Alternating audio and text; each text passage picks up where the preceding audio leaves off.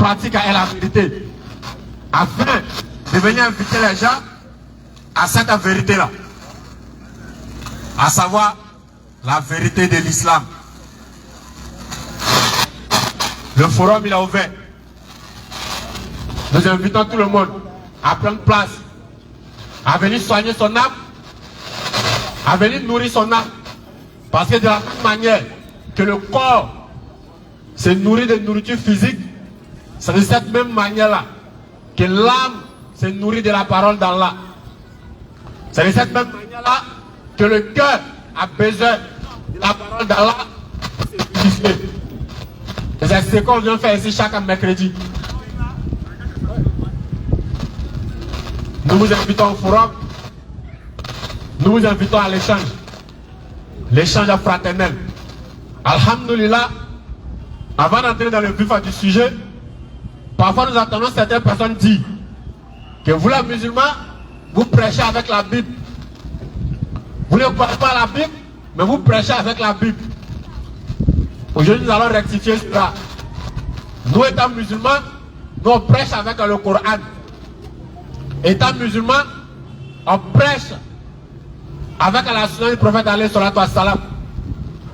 Étant musulmans, on prêche avec les messages authentiques de l'islam.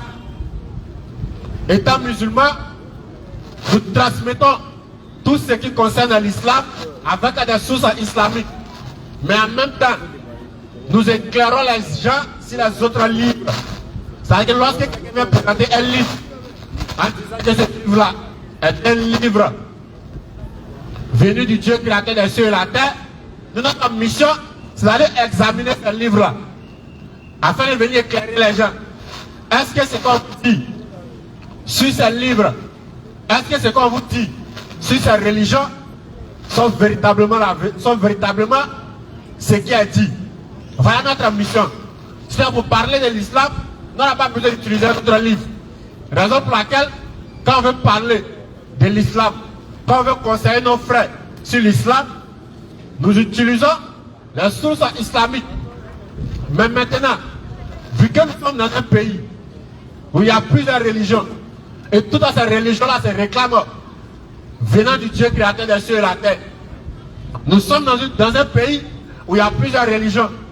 Et dans ces religions-là, certains se réclament du père de la foi qui est Abraham. Et comme nous aussi, on se réclame d'Abraham. Donc notre mission, c'est d'aller consulter ces livres-là pour voir est-ce que ce qu'on nous dit dans ces livres-là sont conformes à la révélation par excellence où aucun être humain n'a rendu. Et c'est nous qui en sommes gardiens. Donc Allah il a protégé ce livre-là. Raison pour laquelle quand tu entres dans le Coran, tu trouveras le message de tous les prophètes et tous les messagers dans le Coran. Donc lorsqu'il vient nous présenter un livre en disant que ce livre-là vient du Dieu créateur des cieux et la terre, nous étant musulmans, notre devoir, c'est d'aller consulter ce livre-là afin de venir avertir nos frères. Effectivement. Pour leur dire, ce qu'on vous dit dans les rues, est-ce que c'est véritablement ce qui se trouve dans ces livres-là ou c'est le contraire? Est-ce que ces livres-là sont des livres vraiment qui viennent du Dieu créateur des cieux et la terre, ou bien ce sont des inventions humaines? Voilà ce qui nous pousse à toucher ces livres-là. Effectivement. Lorsque tu viens nous poser une question sur Allah, ou bien sur le prophète alayhi salatu wassalam, ou bien sur le prophète Issa que les gens appellent Jésus, si on utilise le Coran pour des réponses, c'est-à-dire que c'est parce que vous êtes un musulman, donc c'est normal que le Coran dise à cela. C'est clair. Mais lorsqu'on utilise ton livre de foi pour te démontrer qu'en fait ce que tu crois n'est pas ce qu'il y a dans ce livre-là, ou bien au message que tu crois, ce n'est pas ce qui a été transmis par Jésus, automatiquement si tu as une foi, c'est-à-dire que si tu es sincère dans ta quête de vérité, tu seras obligé d'accepter. Effectivement. Voilà pourquoi on utilise la Bible. Sinon, on ne prêche pas avec la Bible, mais on éclaire les gens sur la Bible et sur les autres livres que les gens nous ont présentés comme étant venus de Dieu. Donc si tu rentres dans ce forum et que ta foi est basée sur quelconque livre, nous étant musulmans, d'abord on va te demander la vérité au travers du Coran, et aussi on va te prouver et tester ta foi dans le livre à laquelle tu as basé ta foi. Si ta foi est basée sur la Bible, nous on va rentrer dans la Bible. Si tu as dit par exemple que Jésus-Christ est Dieu, si ta foi est basée sur la Bible, on rentre dans la Bible et à travers la Bible, soit toi tu arrives à nous démontrer que Jésus-Christ est véritablement Dieu dans la Bible, ou nous, on arrive à te démontrer aussi que ce qui est dans la Bible, c'est le contraire de ce que tu crois. Effectivement. Si je viens de me dire que Jésus-Christ est venu pour l'humanité et que le livre sur lequel ta foi est basée, c'est la Bible ou un autre livre, on va encore entrer dans ce livre-là d'abord pour aller vérifier et pour te démontrer que ce que transmet ce livre-là, est-ce que c'est en conformité avec le livre par excellence qui est le Coran? Question, réflexion. Si ça ne va pas avec ce que le Coran dit, automatiquement, on va te démontrer à travers le Coran, à travers les histoires qui sont dans le Coran, à travers le message qu'Allah a transmis à son messager dans le Coran, que ce livre que tu tiens n'est pas le livre qui vient d'Allah. C'est clair. Ou bien ce que tu dis de Jésus n'est pas la vérité. Effectivement. Voilà ce qui nous pousse à toucher ces livres-là. C'est clair. Sinon, on peut prêcher toute notre vie. On va faire tous nos rappels sans toucher la Bible et puis ça ne va pas aller quelque part. Ceux même qui suivent là-bas, ils savent. Il y a des rappels où on fait plusieurs rappels même, sans sortir du Coran, sans sortir des hadiths ou des sources islamiques. Effectivement. Parce que nous on parle en fonction du public qui se trouve en face de nous. C'est clair. Si on est en face d'un chrétien, on utilise le Coran, on utilise aussi son livre pour lui démontrer que c'est l'islam qui est la vérité. Effectivement. Si on est en face d'un kakouïs, on utilise le Coran et on utilise son livre de son prophète imposteur pour lui démontrer que c'est l'islam qui est la vérité. Voilà pourquoi nous touchons ces livres-là. C'est vrai. Et on ne se limite pas seulement à la Bible ou encore à d'autres livres. Mais on utilise à tout ce qui peut nous guider vers la vérité. C'est clair. Que ce soit les livres scientifiques, livres historiques ou même d'autres livres. En tout cas, tant que ça peut nous aider dans notre recherche de la vérité, on utilise ces livres-là. C'est clair. Alhamdulillah, comme je le disais, avant d'entrer dans le vif du sujet, nous allons nous introduire avec le livre par excellence, qui est le Coran al-Karim. Et Allah nous dit ceci dans le Coran, dans la sourate 5, le verset 19. Dans la sourate 5, le verset 19, Allah va dire quelque chose qui est vraiment important, qui pousse à la réflexion. Ô gens du livre, notre messager Mohammed vous est venu. Allah dit, tous ceux qui se réclament d'Allah, ou tous ceux qui disent qu'eux ont reçu un livre venant du Dieu créateur des cieux et la terre, Allah vous dit ceci. Il dit, notre messager Mohammed est venu à vous pour vous éclairer après une interruption de messager, pour venir vous éclairer après une interruption de messager, afin que vous ne disiez pas, non, il ne nous est venu ni annonciateur ni avertisseur. Parce que l'être humain est un menteur de nature. Donc Allah arrache tout argument à l'être humain. Voilà certes que vous êtes venu un annonciateur et un avertisseur. Allah confirme que lui a envoyé son prophète à Muhammad pour venir avec la religion de vérité. Non. Il dit que le prophète est venu après une interruption de messager. Effectivement. Comme ça a été le cas avec tous les autres prophètes. Non. Lorsqu'un messager vient et qu'il transmet un message, après le départ de ce messager-là, le diable vient pour venir essayer de détourner les gens du véritable message. Non. Comme ça a été au temps du peuple de Noé. Effectivement. Ça a été même encore après le départ de notre père Ibrahim alayhi salatu wassalam. Lorsque, après le départ d'Ismaël, son fils, de la Mecque, les rites que le père de la foi Abraham avait laissés là-bas, les habitants de la Mecque ont détourné ces rites-là. Ces rites qui étaient voués au créateur des cieux et la terre qui est Allah, ils ont dirigé ces rites-là vers leurs idoles. Effectivement. Après une interruption des messagers. Non. Et Moïse, sachant cela, dans le livre de Deutéronome 21, le verset 39, il a dit à son peuple, il dit, je sais qu'après moi, vous vous corrompez.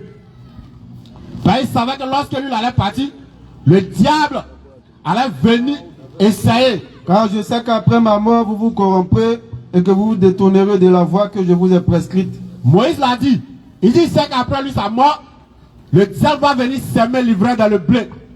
Et il va détourner les gens de son message. Jésus aussi le savait. Lui aussi l'a dit clairement. dire quoi? Lorsque Allah, il envoie le prophète alayhi salatu wassalam, il l'envoie comme témoin. Pour ceux qui sont passés, il l'envoie encore pour témoin pour nous. Pour que le jour de la résurrection, personne ne puisse dire que Allah, je ne savais pas. C'est clair. Pour que personne ne puisse dire que Allah, nous on était là, on n'a pas reçu le messager. Effectivement. Raison pour laquelle on ne savait pas où se diriger. Naam. Allah, il a envoyé le Coran. Et dans ce Coran-là, Allah, il a tout détaillé. C'est clair. Comme je le disais, après le passage à des messagers, le diable vient pour venir s'aimer l'ivraie dans le blé. Allahu Akbar. Pour venir détourner les gens du message d'Allah. C'est clair. Comme je le disais, nous utilisons la Bible mais avec beaucoup de précautions. Effectivement. On ne se fie pas à la Bible à 100%. Naam. On utilise la Bible selon ce que la Bible même nous demande. C'est-à-dire d'analyser les Écritures, Allahu Akbar. d'examiner les Écritures, Naam. examiner toutes choses et retenir ce qui est bon. Effectivement. Et c'est ce que nous aussi on fait. C'est clair. Lorsqu'on rentre dans la Bible, lorsqu'on voit certains messages, on sait que ça peut venir du Dieu créateur des cieux et la terre. Effectivement. Mais lorsqu'on regarde ça, on dit, oh, Jésus n'a pas dit ça. C'est clair. Quand on regarde ça, on dit non, c'est pas la vérité. Effectivement. Et parlant toujours du shaitan qui vient s'aimer l'ivraie dans le blé après le départ des prophètes et messagers, aujourd'hui nous assistons à quelque chose. Il y a une religion qu'on nous présente, qu'on appelle le christianisme. Subhanallah. Certaines personnes, ceux qui savent et ceux qui ne savent pas, certains disent que cette religion-là vient de Isa alayhi salatu wassalam, Subhanallah. que les gens appellent à Jésus. Et ce qui est triste, c'est qu'il y a certains musulmans aussi qui croient en ça. Pour certains musulmans, Naam. la religion du christianisme est la religion que notre prophète Isa alayhi salatu wassalam a envoyée. Pour certains musulmans aussi, le livre qu'on appelle la Bible, c'est l'Injil que Jésus-Christ a reçu. Subhanallah. Raison pour laquelle certains se permettent de dire qu'Allah a dit que nous ne faisons aucune distinction entre les prophètes et les messagers. Subhanallah. Que au nom de ce respect à tous les prophètes, eux vont aller prendre part à certaines fêtes partisanes qui célèbrent la naissance de Jésus-Christ. C'est Jahiliya. Dans tous les deux sens du terme. Sens arabe comme sens joula. Ils disent, vu que nous ne devons faire aucune distinction entre les prophètes et les messagers, pour eux, Jésus-Christ serait celui qui est venu avec le christianisme. Effectivement. Et c'est lui qui a envoyé la Bible. Tout ça parce qu'ils ne savent pas. Donc ce soir, nous allons présenter le véritable auteur du christianisme. Allons-y. C'est lui qui a envoyé le christianisme. C'est lui qui a pris le christianisme pour faire une religion. Naam. Ceux qui ne le connaissent pas, il s'appelle Paul. Et Jésus-Christ n'est pas l'auteur du christianisme. inscrivez-vous pour les questions et les échanges. Mais le véritable auteur du christianisme, le véritable prophète du christianisme, Naam. il s'appelle Paul. Bien que n'étant pas prophète véritablement. Mais qui est Paul? Question, réflexion. Et c'est dans quel coup Paul est devenu l'auteur du christianisme? Qu'est-ce qui a poussé Paul à s'auto-proclamer apôtre ou disciple de Jésus-Christ? Question, réflexion. Comme Ami moi dans la Bible de nous enseigner. On dit lorsque quelqu'un veut détruire une famille, Naam. il sait qu'il ne peut pas avoir le père, qu'est-ce qu'il va faire? Il va s'attaquer à son héritage. C'est clair. Et l'héritage de toutes les familles, les prophètes, comme on sait que les prophètes, ils ne laissent ni argent, ni or. Naam. L'héritage que les prophètes laissent derrière eux, c'est le message, C'est clair. la doctrine qu'ils ont enseignée. Paul sait qu'il ne peut pas atteindre Jésus-Christ. Effectivement. Donc qu'est-ce que Paul va faire? Question, réflexion. Pour pouvoir avoir Jésus-Christ, Paul va essayer de changer son message, C'est ça. essayer de mélanger son héritage. Naam. Et comme il a commencé cela, il a commencé d'abord par attaquer les disciples que Jésus-Christ a laissés derrière eux. Effectivement. Il a commencé à les persécuter, Naam. il a commencé à tuer, il a mis d'autres en prison. Naam. Et lorsqu'il a fait cela, il a vu que ça n'empêche pas l'avancée du message. C'est clair. Parce qu'on ne peut pas empêcher un message d'avancer en tuant les gens qui propagent ce message-là. Effectivement. Donc il a vu qu'au fur et à mesure qu'il tue les gens, au fur et à mesure qu'il emprisonne les gens, ça n'empêche pas l'avancée du message. C'est clair.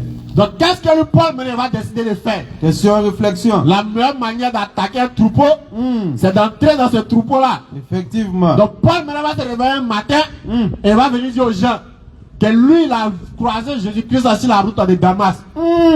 Alors que Jésus-Christ était déjà monté il y a longtemps. Effectivement. Mais lui dit que lui, en allant vers Damas, Non. lui, il aurait croisé Jésus-Christ sur la route de Damas. Ah ouais. Maintenant, on demande à Paul, quand tu as croisé Jésus-Christ, qu'est-ce qui s'est passé? Question, réflexion. D'abord, Paul va nous expliquer comment lui a rencontré Jésus-Christ. D'abord, le problème c'est que Paul n'est pas tombé face à des musulmans doués d'intelligence. C'est ça. Parce que son histoire qu'il a racontée en disant qu'il a croisé Jésus-Christ sur la route de Damas, s'il était face à des musulmans doués d'intelligence, Non. un musulman qui utilise son sens de discernement et non quelconque cet esprit, il allait comprendre automatiquement que Paul était un imposteur. Rapidement. Paul est venu, il dit lorsque lui allait sur la route de Damas, dans Acte 22, verset 9, Acte 9, verset 3. D'accord. Ah, elle dit. Pas que ça te dit.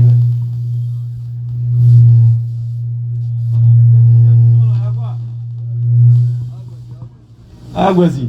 Donc Paul va nous expliquer, il va dire que lui a croisé Jésus-Christ sur la route de Damas. Acte 9, verset 4. Non. Comme il était en chemin, au verset 3, comme il était en chemin et qu'il approchait de Damas, Non. tout à coup une lumière venant du ciel resplendit autour de lui. Paul dit lui partait à Damas, tout à coup, il y a une lumière qui a resplendu autour de lui. Il tomba par terre. Donc, lui, il il a- entendit une voix qui Donc, lui disait, lui il a entendu une voix qui lui disait, Saul, Saul, pourquoi me persécutes-tu? Saul, Saul, pourquoi tu me persécutes? Il répondit, Non. qui es-tu, Seigneur? Bon là d'abord il y a un problème. Si il était face à des musulmans doués d'intelligence, Non. il a posé la question à Paul. La voix que tu as entendue là, comment tu as su que c'est le Seigneur? Question, réflexion. Parce que un, tu n'as jamais marché avec Jésus. Non. De deux, tu faisais partie de ceux qui persécutaient ce Jésus-là. Il n'y avait pas radio aussi pour dire tu as entendu un enregistrement de sa voix quelque part. Mais toi, tu entends une voix qui t'appelle Saul, Saul. Hein. Et toi, tu réponds en même temps, qui es-tu? Et puis tu réponds Seigneur. C'est quelqu'un qui m'appelle Mahmoud, Mahmoud. Et puis elle dit, qui es-tu, Ziggy? Vraiment. Si elle dit Ziggy, il n'y a plus lieu de poser question, qui es-tu? Non. Parce que si elle sait déjà que c'est Ziggy, pourquoi elle demande qui es-tu? Ça c'est Mais clair. toi, tu ne sais pas que c'est le Seigneur, tu demandes d'abord qui es-tu? En même temps, tu dis Seigneur. Là, il y a un problème. On continue encore d'écouter Paul. Et le Seigneur dit, Le Seigneur dit à Paul, je suis Jésus que tu persécutes. je suis Jésus que tu persécutes. Il te serait dû de réserver contre les aiguillons. Non. Tremblant et saisi d'effroi, il dit, Seigneur, que veux-tu que je fasse? Et le Seigneur lui dit, lève-toi, entre dans la ville et on te dira ce que tu dois faire. Non. Écoutez bien, hein. On dit d'entrer dans la ville. Les hommes qui l'accompagnaient demeuraient stupéfaits. Paul dit, son moyen qui était à lui ce jour-là, ils étaient stupéfaits. Ils sont étonnés. Ah, c'est quoi ça là? Non. Ils entendirent bien la voix, Il dit, ceux qui étaient avec lui là, ils ont très bien entendu la voix du Seigneur qui parlait à Paul. mais ils ne voyaient personne. Mais ils n'ont pas vu quelqu'un. Ça, c'est la première version. Paul vient nous expliquer comment il a rencontré Jésus-Christ. Acte 22. On dit, ok, à fois on a entendu. Après encore, il nous a dit ça matin. Le soir encore, Paul vient nous expliquer tellement c'est chic.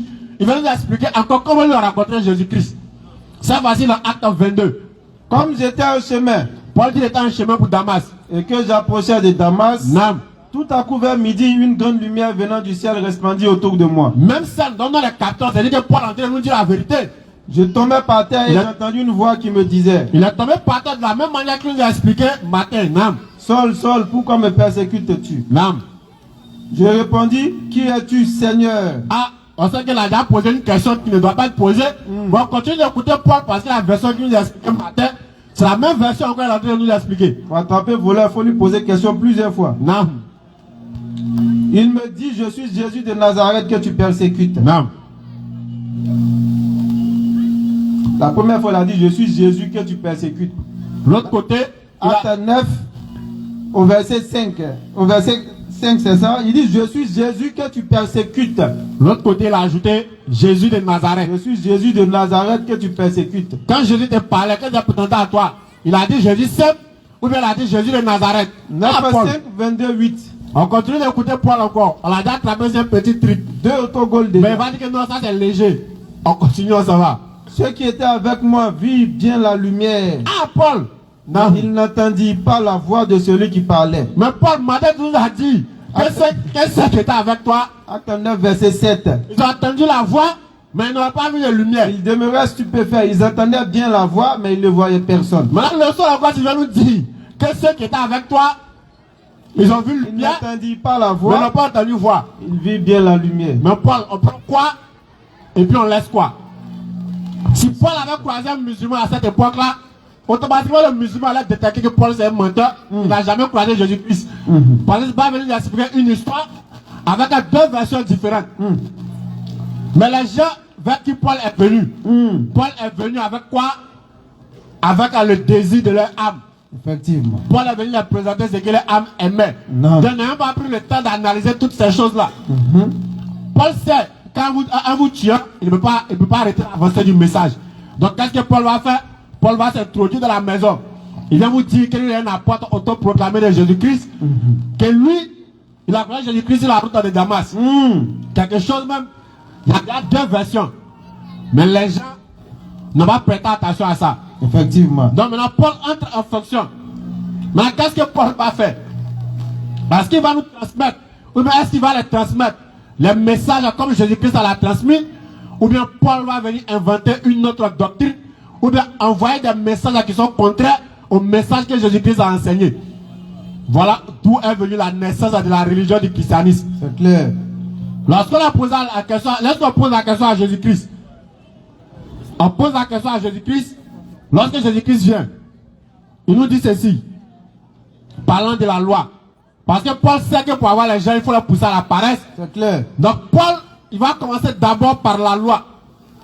Jésus-Christ est venu dans Matthieu 5, le verset 17. Jésus-Christ va nous dire ceci. Il dit, ne croyez pas que je suis venu abolir la loi ou les prophètes. Je suis venu non pour abolir, mais plutôt pour accomplir. Et Jésus-Christ nous dit, il dit, tant que les cieux et la terre ne disparaîtront point, il ne disparaîtra pas de la loi un seul trait ou un seul iota. Et il dit que quiconque appelle les gens à délaisser la loi, il sera plus petit dans le royaume des cieux. Ça, c'est le message de Jésus-Christ. Jésus-Christ dit que tant que les cieux et la terre ne vont pas disparaître, la loi demeure. Nous on dit d'accord, Jésus-Christ, on a compris. Mais quand Paul vient, est-ce que Paul va perpétuer ce message de Jésus-Christ? Question, réflexion. Ou est-ce que Paul va venir changer ce message de Jésus-Christ? Analyse, méditation. Parce qu'il sait qu'en vérité, les gens sont les paresseux. Les gens n'aiment pas faire effort. Effectivement. Donc il sait que s'il dit aux gens qu'à faire des lois là même, tout ça là même, c'est bon. Nous sommes sur la grâce, automatiquement les gens vont le suivre. Donc Paul vient et il va essayer de changer le message de Jésus-Christ dans Romains 10, le verset 4. Et là, c'est que Paul va dire aux gens. Alors que Jésus-Christ a déjà dit aux gens que tant que les cieux et la terre ne disparaîtront point, la loi ne disparaîtra pas aussi. Car Christ est la fin de la loi. Paul dit que Christ est la fin de la loi. Pour la justification de tous ceux qui croient. C'est fini. Paul dit que c'est fini. À partir d'aujourd'hui, la Christ est la justification de la loi. Christ est la fin de la loi. C'est que lorsque Jésus-Christ vient, nous ne sommes plus sous la loi. Alors que Jésus-Christ nous enseignait le contraire. Jésus-Christ dit, tant que les cieux et la terre ne disparaîtront point, Effectivement. la loi ne disparaîtra pas. Non. Mais Paul dit, du moment où Jésus-Christ est venu, et que selon lui, les gens l'ont prêté un poteau, c'est que la loi est finie. Donc on écoute qui? Question, réflexion. On prend pour Paul ou bien on prend pour Jésus-Christ? Et si on remarque, la plupart des personnes qui se réclament du christianisme, qui se réclament de Jésus-Christ, ils ont délaissé le message de Jésus-Christ qui dit que la loi demeure, et ils se sont accrochés au message de Paul qui dit que Christ en serait la fin de la loi. Effectivement. Donc en vérité, quel est le véritable père du christianisme? La question est posée. Jésus-Christ ou Paul? Inscrivez-vous pour les échanges. Question-réponse, on prend tout. Féticheur, athée, tout. On continue encore. Comme les gens sont les paresseux, et que Paul sait que les gens n'aiment pas faire des efforts, effectivement, Jésus-Christ a dit ceci dans Matthieu 7, le verset 21. Il dit, ce ne sont pas tous ceux qui me disent Seigneur, Seigneur, qui entreront dans le royaume des cieux. Mais qui va entrer dans le royaume des cieux, c'est celui-là même qui fait la volonté de mon Père qui est dans les cieux. Ça c'est clair. En un mot, quiconque pratique les œuvres de la loi, c'est lui-là qui va adhérer au paradis. Effectivement. Paul dit, vous parlez de quoi même? Quand vous regardez la loi, là, que tout le monde peut pratiquer la loi là. Il n'a pas encore dit son dernier mot. Paul dit, non, on laisse pour Jésus-Christ. Il sait que les gens n'ont pas fourni d'efforts. Paul dit dans Éphésiens 2, versets 8 à 9. Est-ce que Paul va venir confirmer ce que Jésus-Christ a dit? Bien sûr. Est-ce qu'il va venir perpétuer le message de Jésus-Christ? Ou il va venir dire quelque chose d'autre à ce que Jésus-Christ a enseigné? On va écouter. Car Non. c'est par la grâce que vous êtes sauvés. Paul dit, on laisse à faire les lois là, laissez à faire les œuvres, tout ça là. Par les moyens de la foi. On est sauvé par la foi, on est dans sous la grâce, c'est fini. Et cela ne vient pas de vous, c'est le don de Dieu. Ah, donc Paul dit, arrêtez de fournir des efforts, c'est fini, laissez tout ça là. Ce n'est point par les œuvres, Ce n'est point par les œuvres. afin que personne ne se glorifie. Non. Paul dit que pour entrer au paradis, on n'est pas obligé d'œuvrer. Il faut croire seulement que Jésus-Christ, son sang a coulé à la croix, et puis tu es sauvé. Subhanallah. Alors que Jésus-Christ dit que pour entrer au paradis, c'est par les œuvres. Effectivement. Et la plupart de ceux qui se réclament du christianisme aujourd'hui suivent ce message de Paul et non le message de Jésus-Christ. C'est clair. Dans la vérité, la question qu'on se pose, qui est le véritable auteur du christianisme? Effectivement. On dit, oh, ça c'est trop facile. Si on veut suivre le message de Jésus-Christ, on va se retenir à la loi, on va œuvrer, tout ça là c'est long. C'est clair. Moi je vous donne le raccourci. Si tu confesses de ta bouche Jésus, Paul dit dans Romains 19 que si tu confesses de ta bouche à Jésus, et si tu crois dans ton cœur que Dieu l'a ressuscité des morts, si tu crois que les gens l'ont tué, l'ont mis sur poteau, il est mort, que Dieu l'a ressuscité, alors tu seras sauvé. Tu vas au paradis. C'est facile quoi. Jésus dit, pour aller au paradis, il faut reconnaître qu'il existe un seul Dieu. Et que lui, Paul, et que lui, Jésus-Christ, est son envoyé. Paul dit non, non, non, pour aller au paradis, on doit reconnaître que toi, Jésus-Christ, tu es mort et puis tu es ressuscité. Et la plupart de ceux qui se réclament du christianisme suivent le message de Paul et non le message de Jésus-Christ. Donc, en vérité, la question qu'on se pose, qui est le véritable auteur du christianisme? Question, réflexion. Paul n'a pas encore fini. Paul encore, dans sa contradiction, toujours des messages de Jésus-Christ. Dans Matthieu 15, verset 24, Jésus-Christ a été clair. Je n'ai été envoyé qu'aux brebis perdues de la maison d'Israël. C'est clair. Paul a été, et Jésus a été clair. Lui, il est là uniquement pour les enfants d'Israël. Effectivement. Maintenant, Paul s'est réveillé un matin, dans Galates 3, le verset 28. Il a fait encore. Voilà ce que Paul va venir dire aux gens. Jésus dit, lui, il a été envoyé uniquement qu'aux brebis perdues de la maison d'Israël. Lorsqu'il a envoyé ses disciples aussi, il dit, n'entrez pas chez les païens.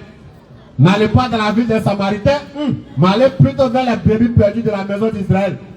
Eux aussi, ils ont exécuté ça. Effectivement. Mais Paul était un apôtre autoproclamé.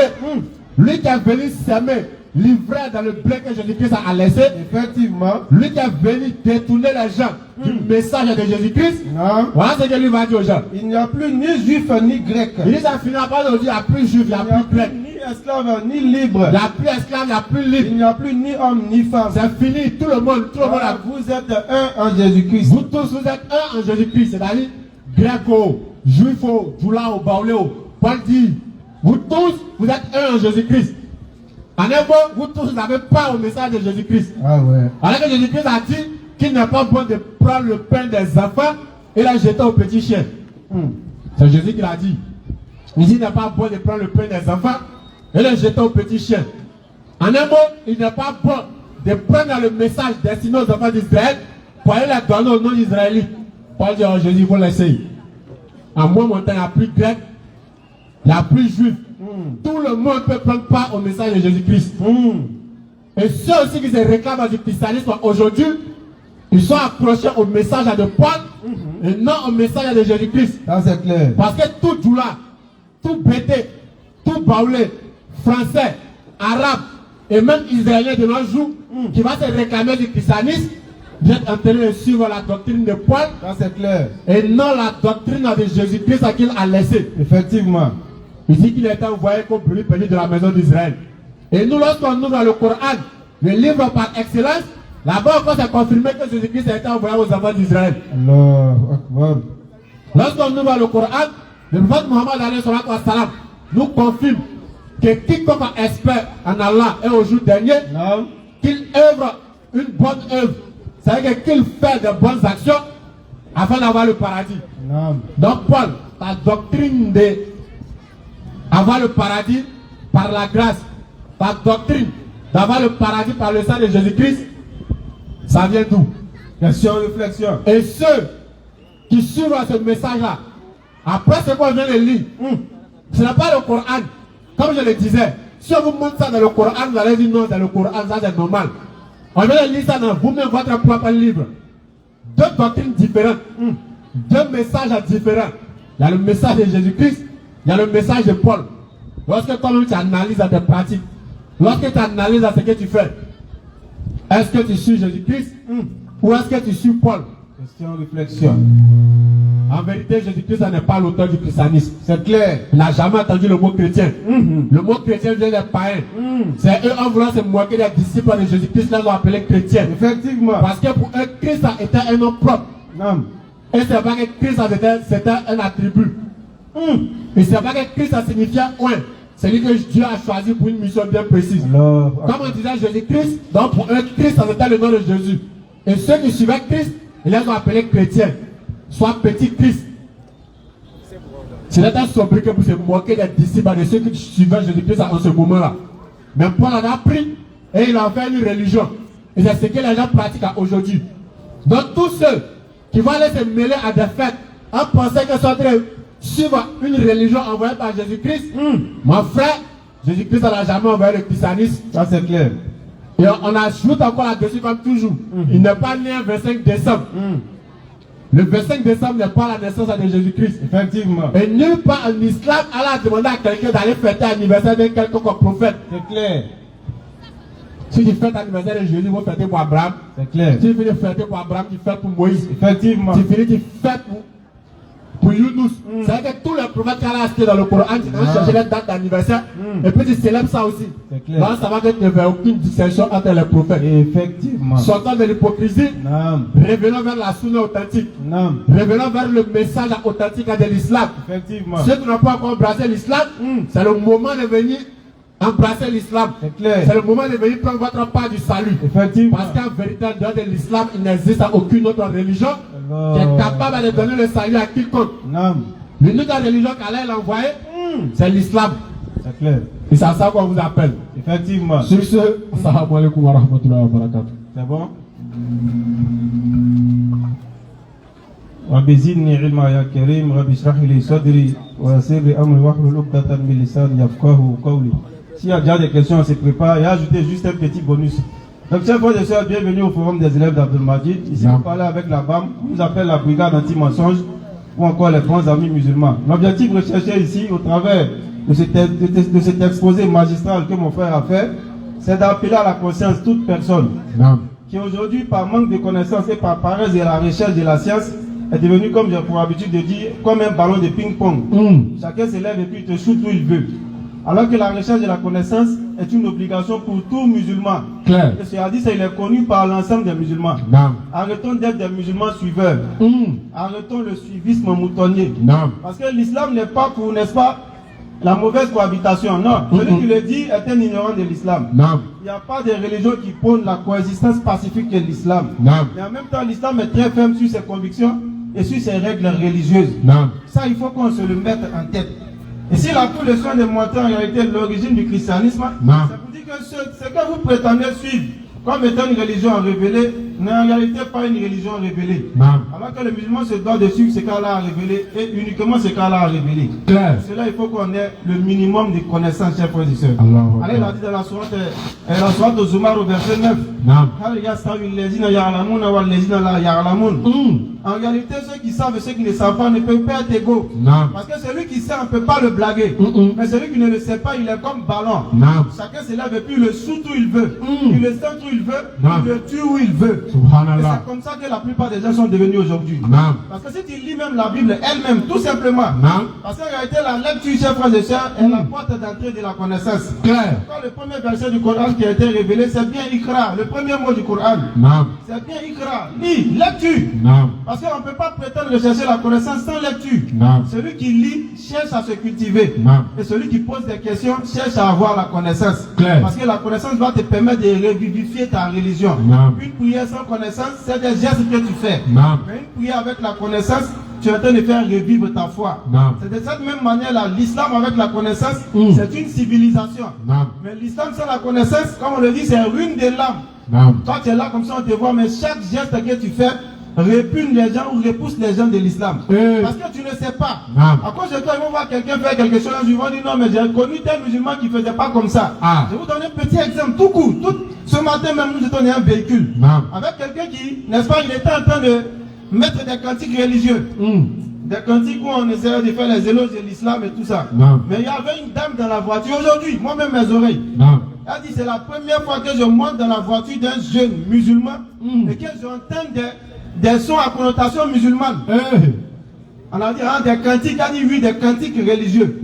Elle dit c'est sa toute première fois, une dame qui est devant de la trentaine ou de la quarantaine. Elle dit c'est la première fois qu'elle monte en voiture d'un jeune musulman. Elle n'entend pas les chansons, on va dire Zoublou, peut décaler.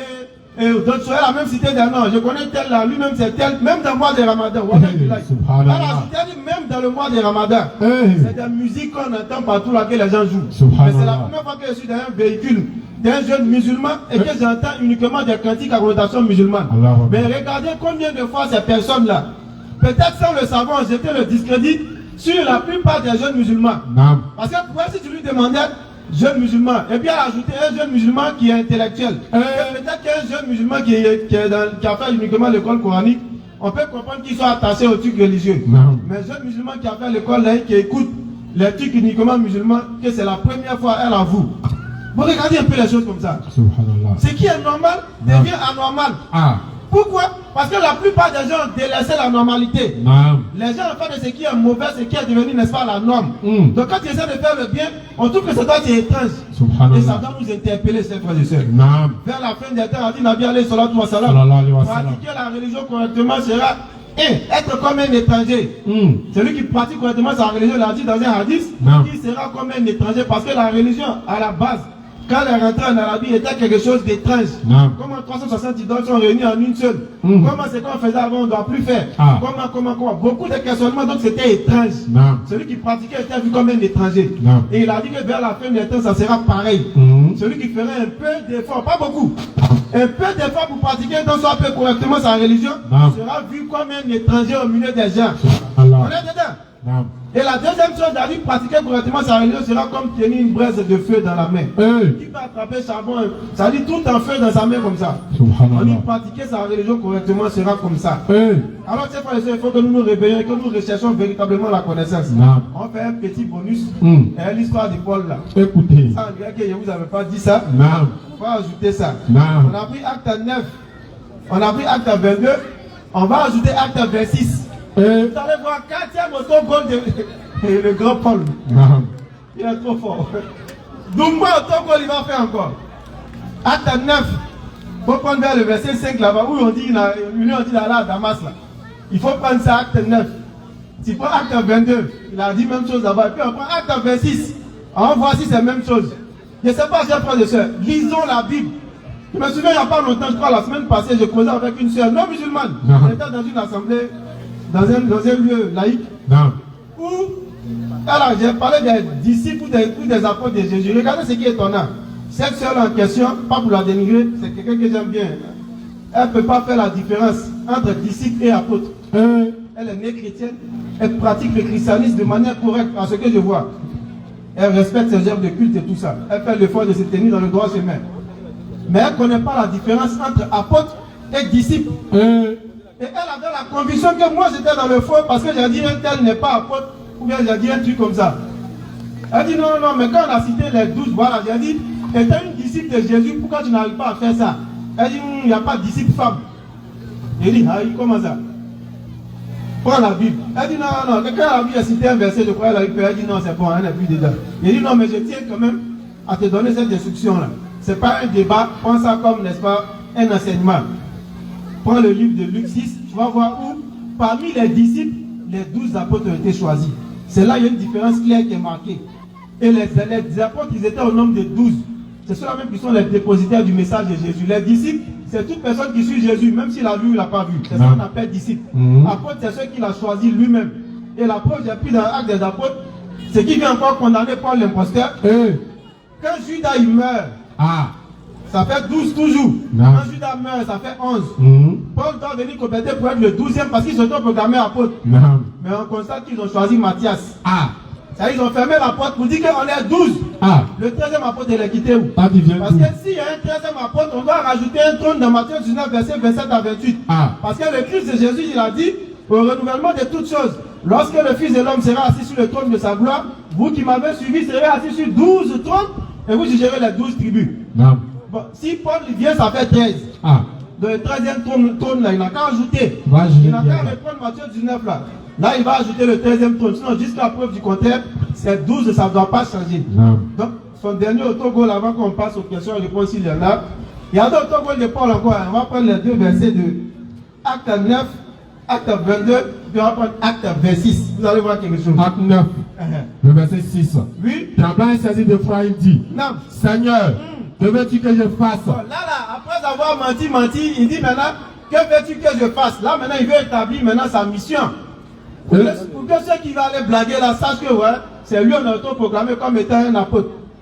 Et le Seigneur lui dit, le Seigneur lui dit, lève-toi, entre dans la ville et on te dira ce que tu dois faire. Il dit son Seigneur lui a dit, entre dans la ville, on te dira ce que tu dois faire. Bon, on prend acte. On va au 22. Tu peux lire directement ici si tu vois bien. On va là. Au verset 6. Je répondis, qui as-tu, Seigneur? D'accord. Et il me dit, Jésus de Nazareth, que tu persécutes. On a entendu. Ce qui était avec moi. Oui. Au verset 10. Et le Seigneur me dit, lève-toi, va à Damas. Bon, là, on va dire qu'il a dit dans la ville, là-bas, ici, il a dit Damas. On ne va pas dire que c'est une contradiction. On va dire que c'est une précision qu'il a donnée. L'autre côté, il a dit, entre dans la ville, on te dira ce que tu dois faire. Ici, il a dit, entre à Damas. Et là, on te dira tout ce que tu dois faire. Où souhaite-t-il qu'il devait aller quelque part pour qu'on lui dise ce qu'il doit faire? Ça, on retient. On va au verset maintenant, Acte des Apôtres 26. On va voir ce qui se passe. Lorsqu'Agrippin l'a giflé, on y parle. On va voir ce qu'il est en train de dire. Acte 26, je te prends ça ici rapidement. Pourquoi on parte vite? Allons-y. Pourquoi on parle du verset 13 si tu entends? Au verset 13. Vers le milieu du jour. Il entend l'expliquer maintenant. Ô roi, oui. Je viens en chemin resplendir autour de moi. Le roi l'a fait arrêter. Il faut me dire, tu es qui? Tu es venu faire quoi ici?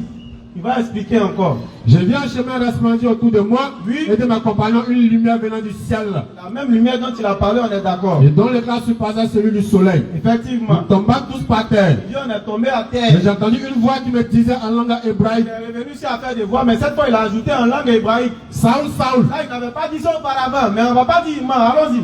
Pourquoi me persécutes-tu? D'accord. Il te sera dur de réjouir contre les aiguillons. Il a dit. Je répondis, qui es-tu, Seigneur? Il a dit. Et le Seigneur dit, oui. Je suis Jésus que tu persécutes. Il a dit. Mais lève-toi et tiens-toi sur tes pieds. Oui. Car je te suis apparu pour t'établir.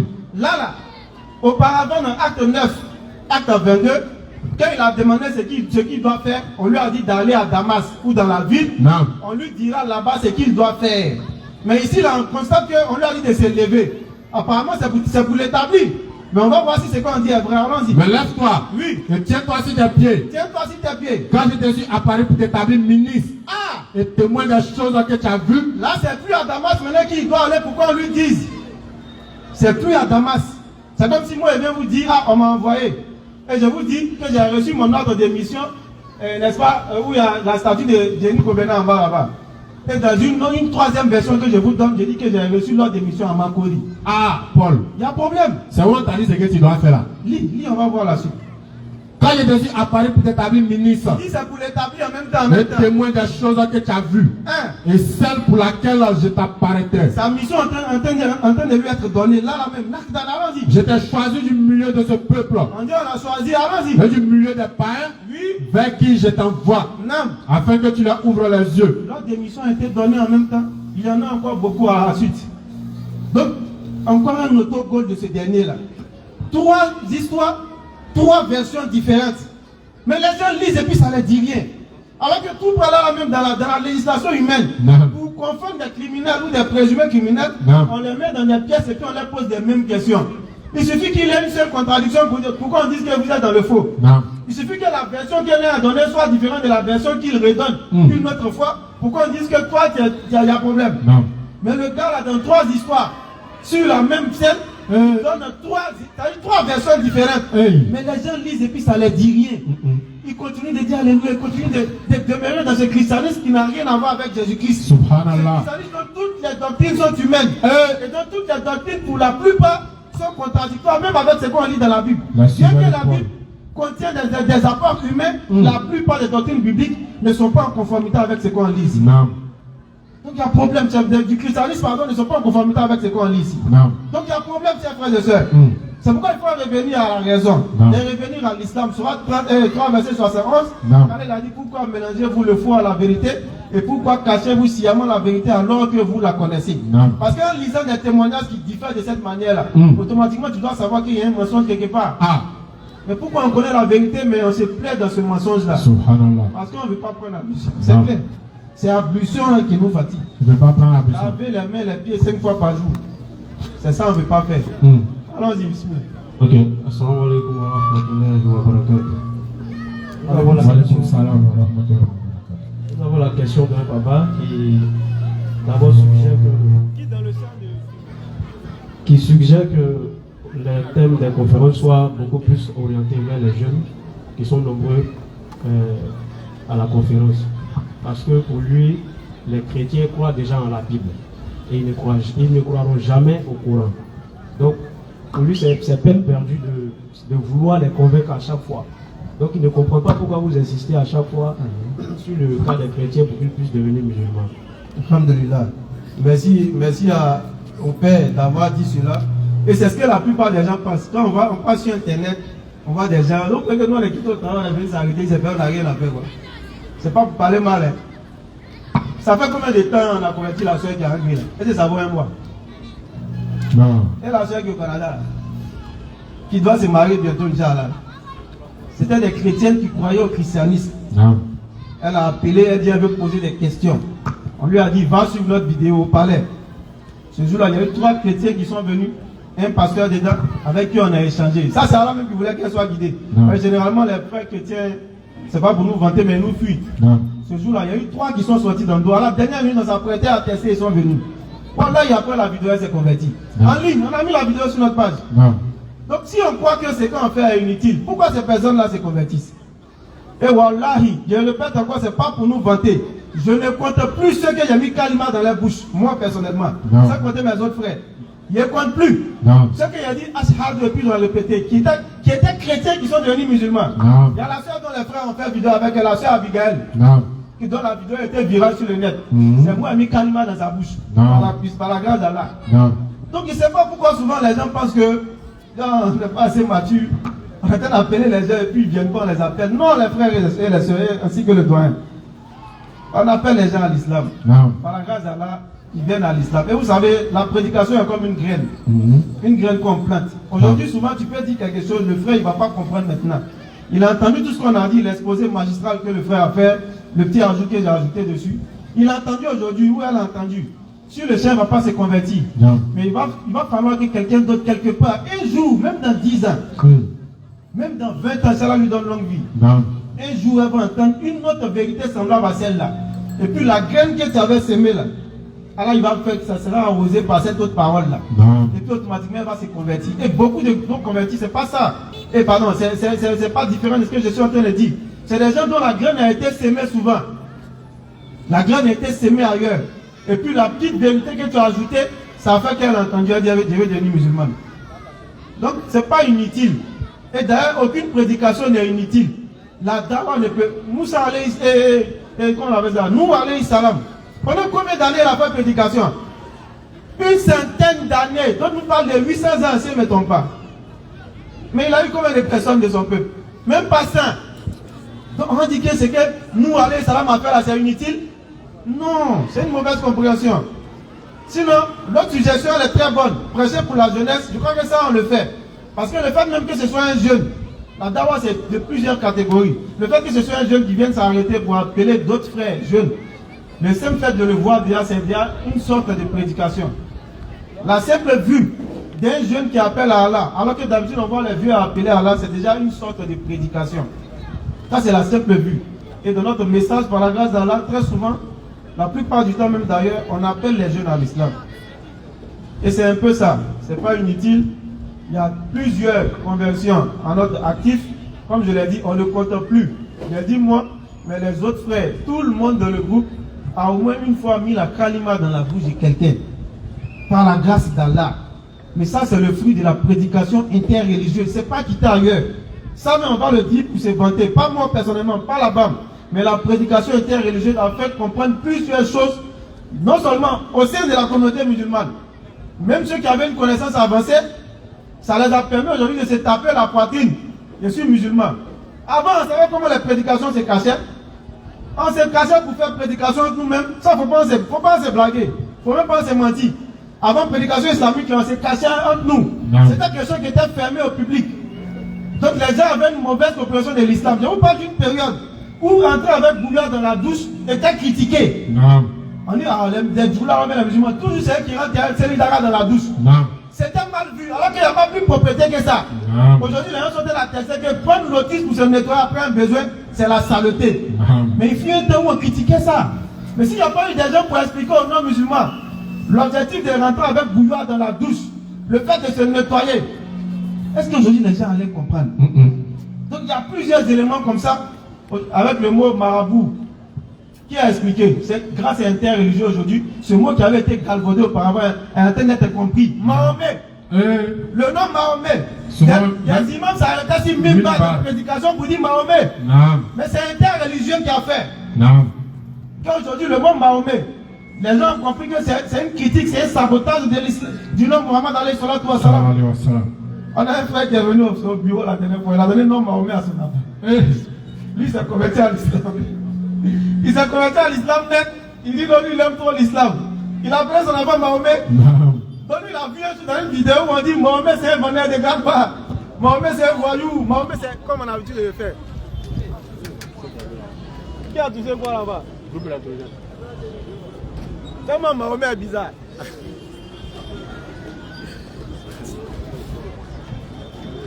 Interreligieux quoi.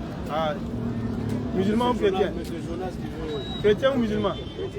Ah, c'est qu'on va aller vite avec toi. Il faut venir vite, ça c'est comme ça. À quoi de vous on est là? C'est bon, on pourra bien faire à vive voix.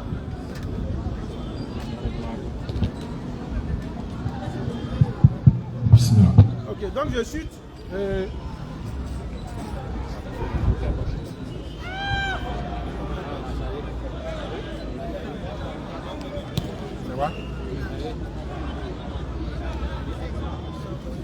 Et toi, ton rôle, c'est quoi? Tu es trop assis là. C'est bon? On va faire de vive voix. Ouais. Si on peut continuer avec la voix. D'accord. Donc en attendant que ça passe, j'espère qu'on m'entend. Je disais que lui, il est venu, il dit son enfant s'appelle Mahomet. Il nous a entendu, on a entendu dire Mahomet, c'est ceci, Mahomet. Mais pourquoi nous on dit ça là que lui, par amour pour le prophète, il a donné le nom Mahomet à son enfant. Lui, il entend Mahomet, il ne savait pas que c'était une critique ou un sabotage. Donc grâce à ça, il a su que le nom Mahomet, il dit qu'est-ce qu'il doit faire. On dit, bon, il faut voir, si tu peux changer le nom à l'état civil de l'enfant, par exemple, Mahomet c'est un sabotage, il faut le faire. Il était venu au siège là-bas, il y a quelques années. Donc pour dire, chers frères et sœurs, la prédication n'est jamais inutile. Mais il faut savoir la faire, c'est tout. Voilà, allons-y. Allons-y, frère Jonas. On a moins de 10 minutes. Donc Frère, il va traduire. Il va transcrire. Quand il passait tout à l'heure, c'est le monsieur. Toi aussi, cette transcription-là qui est là. Ouais, casse. D'accord, et il était en train de parler de Paul. Et il a tenu certains propos. Oui. Il a tenu Si Mahmoud parlait de Paul, il a tenu certains propos. Et sur ces différentes bases qu'il a données là, oui, que Paul serait un imposteur. Il a dit Paul c'est un imposteur. Va prendre le micro. Ah, mais vous ne fatiguez pas les gars. Allons-y. Donc Paul serait un imposteur. Et là, ça m'a fait, comme j'étais pressé, je voulais faire quelque chose.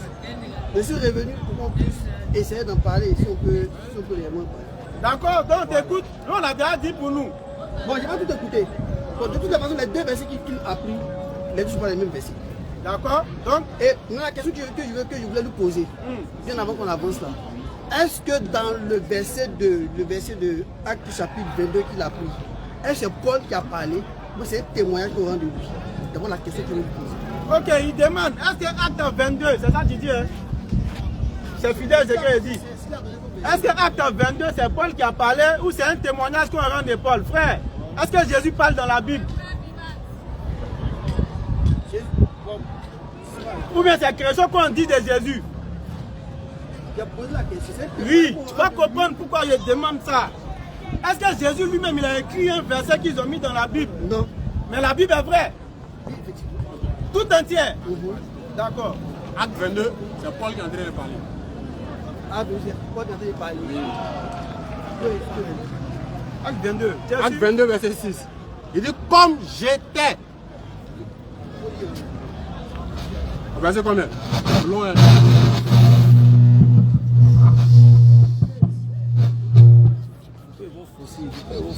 Allons-y, continue.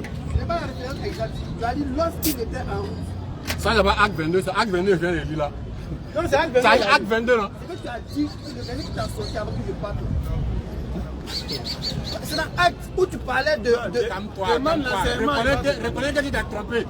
Tu as dit Acte 22, tout le monde a ça, c'est pas un débat. On peut en faire un débat. Tu sais Voilà, ce donc, qu'il y a. non, en fait, quand tu es en train de parler, tu donnes l'impression comme si c'est un autre verset, j'ai dit. Tu es en train de lire un autre C'est verset. pas un problème. Voilà. Comme il faut Ça a dit trouver le Acte verset, on va 22, avancer. c'est Acte 22, j'ai lu. Mais si tu n'as pas Ça a ça, dit, tu as lu deux versets. voilà, tu me dis de Justement, lire le attends. deuxième. Il faut qu'il éclaircisse ça d'abord. Parce qu'on est en direct. Le Acte 22 que tu as dit là, c'est ça qu'il a lu. Mais là, s'il y a un autre verset, tu lui demandes, il va te donner l'enseignement. Avec humilité. Voilà, il lit Acte 9. Ok, Acte 9. On dit comme il était en chemin. D'accord? Oui. C'est Paul qui a fait s'exprimer ici. Puisque quand je pense que c'est ce qu'il a sorti. D'accord? C'est ce qu'il a sorti comme verset qui ferait de Paul un imposteur. Bien sûr. Donc je pose la question. C'est Paul qui est en train de parler ou bien c'est un témoignage qu'on rend de lui? D'abord ça. Bon, il ne voulait pas, il dit lui-même. On va couper ça vite, vite. Ce verset-là, la personne qui parle dans ce verset-là, est-ce qu'il a menti? Non, en fait, on est déjà parti comme ça. C'est parler vite, puis on doit aller prier, quoi. Donc, parler vite. Venu à la fin, on va aller vite. Voilà, donc, pour couper vite, l'objectif, c'est de démontrer si Paul est vrai, mais c'est faux. D'abord, puisque toi, tu es un chrétien et que tu crois à la Bible, est-ce que ce verset-là, la personne qui a parlé dans ce verset-là, Essayez de tourner les baffes là, essayez de tourner. Tourner les baffes là.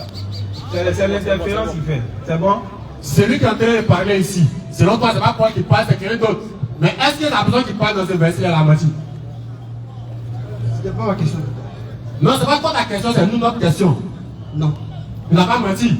Donc ce qu'il dit, c'est ce que Paul lui a transmis, qu'il a redit ici.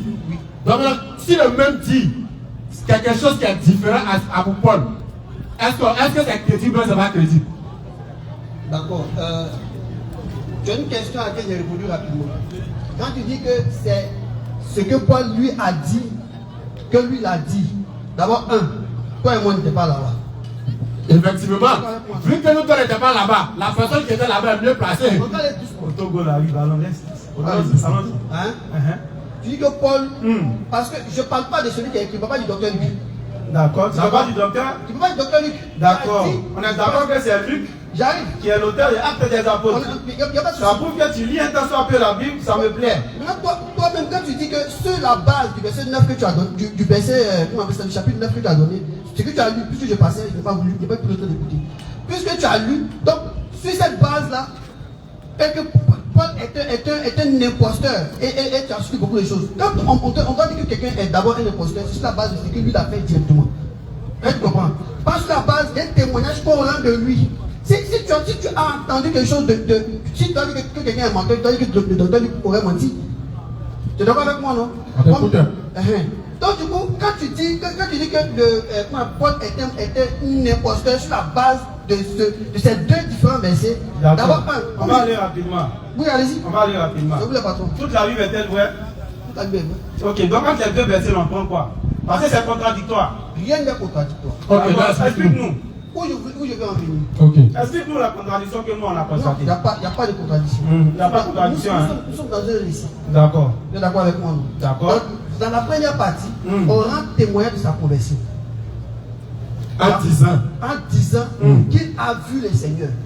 Et ceux qui étaient avec lui. Et puis j'arrive, s'il te plaît. Et c'est toi qui sais de quoi on parle ici. J'arrive, monsieur. Bon, donc, vous voulez que vous n'avez pas assez de temps. Donc, soit on est né. Allons-y, on fait un peu. Hein? Ah, si vous qu'on passe, on fait un peu. Donc, du coup, quand tu dis, c'est un témoignage qu'on rend de sa conversion. Est-ce que vous comprenez? Dans l'autre partie, il explique que ceux qui étaient avec lui ont entendu la voix, mais n'ont vu personne. Est-ce que vous comprenez? Donc, c'est deux versets différents qui ont un approche assez différent. Vous êtes d'accord avec moi? On n'est pas d'accord avec toi. Ok, bon, tu n'es pas d'accord avec moi, c'est pas un problème. Bon, maintenant, qu'est-ce que vous dites par là? C'est que quand vous prenez un livre, que vous voulez essayer de l'interpréter ou bien de... Ouais, il faut laisser, comment on appelle ça? Tu vas nous donner une leçon ou bien un conseil. Laisse conseil là d'abord. D'accord. Allons sur l'argumentaire. Nous, on va te nettoyer sur ça. Bon, ok. Tu dis que c'est dans l'autre verset là. Il a dit que ceux qui étaient avec lui ont entendu. Mais si ici il a dit que ceux qui n'étaient pas avec lui ont entendu, on appelle ça contradiction ou pas? Parce que d'un côté il dit que ceux qui étaient avec lui ont entendu. Mais pourquoi te poser la question? Est-ce que tu sais ce qu'on est en train de traiter ici d'abord? Parce que ces deux paroles. D'un côté il dit ceux qui étaient avec moi virent la lumière mais n'entendit pas la voix. Ça fait un. L'autre côté il dit ceux qui étaient avec moi n'entendit pas de voix mais virent la lumière. On prend quoi? C'est contradiction mais c'est pas C'est contradiction. pas le temps de les traiter. C'est ce que je vous explique. J'ai dit que nous sommes dans un récit. Donc dans un récit, il faut dire des choses contraires. Rien n'est Et comme c'est un C'est pas récit, contraire. le fait que ce soit un récit, ça justifie ça. Avec ta permission. D'accord, vas-y. Comme ici, on n'a pas de contradiction. Paul dit, selon toi, c'est pas Paul qui a parlé dans Actes de l'Apôtre 9. Paul dit que ceux qui étaient avec lui, ils ont vu la lumière, ils n'ont pas entendu le voix. Celui qui dit qu'il est en train de faire un récit de Paul là, lui dit que ceux qui étaient avec lui n'ont pas vu de lumière, mais ils ont entendu le voix. Quand toi, n'est pas encore fini. Donc, entre les deux, qu'est-ce qui s'est passé au juste quand Paul a raconté dans sa soi-disant rencontre avec Jésus-Christ? Qu'est-ce qui s'est passé? Ça, faut nous l'expliquer. Comme c'est pas discert, c'est quelle contradiction, c'est pas contradiction. Ça, faut nous dire, on prend quoi? Ce qu'on doit prendre. On se met les deux versets. Prends le verset. Ils sont les deux versets. Non, non, lis pas pour toi, hein. Continue. C'est comme on finit pour. C'est-à-dire que pour mettre à plat ton argumentaire qui n'est pas vrai là, nous on va lire les versets. On va même pas trop parler. Donc on attend, c'est qu'on doit choisir là. Selon toi, il n'y a pas de contradiction. Donc il faut nous dire c'est qu'on doit choisir. Il n'y a pas de contradiction.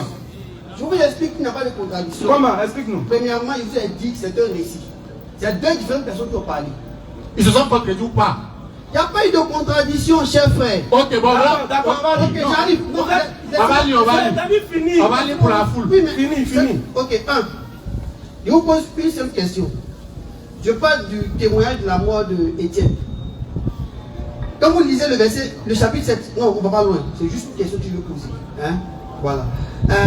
Quand vous lisez le chapitre 7, et qu'on parle de la mort d'Étienne, quand on finit, quand Étienne doit mourir par lapidation, là, la question que je pose, le témoignage qui lui a été rendu, il a été écrit que Étienne a été lapidé et il voyait le Seigneur Jésus assis à la droite de Dieu. On dit qui voyait? C'est Étienne, lui qui voit le Seigneur à la droite de Dieu. La question que je dois te poser, pour qu'on se, comment on appelle ça, voilà. La question que je vais te poser, lui qui écrit là, est-ce qu'il voit dans les yeux d'Étienne? Tu veux dire quoi par là? Ce que je veux dire par là, c'est que quand on prend un sujet là, quand on prend un sujet, on se calme d'abord.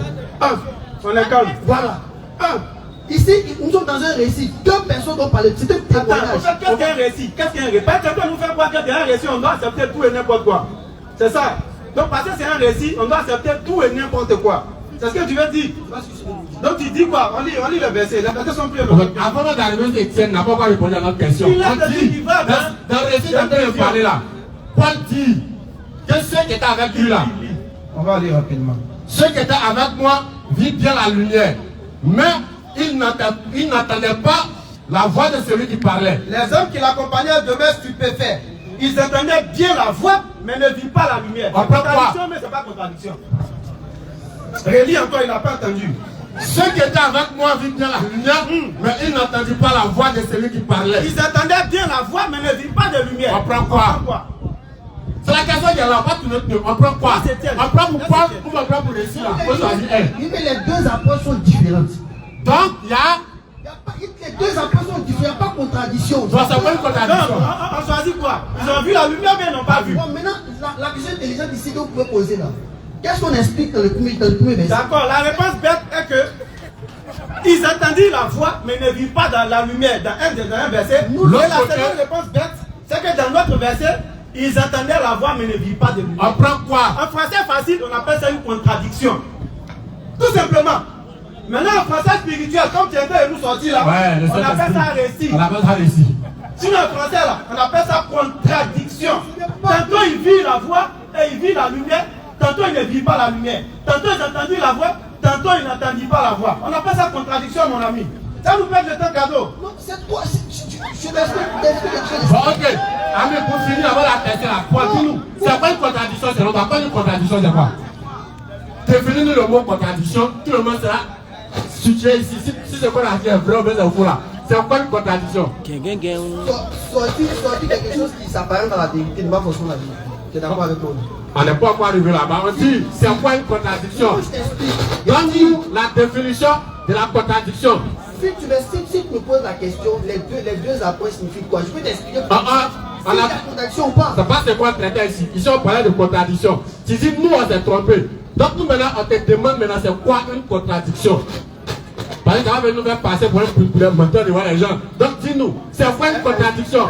Les gens vont juger si c'est quoi on dit un vrai mais c'est quoi une contradiction? Moi j'en doute. Franchement j'en doute. Et permets-moi d'en douter parce qu'on te dit ceux qui l'accompagnaient vit la lumière mais n'entendit pas la voix.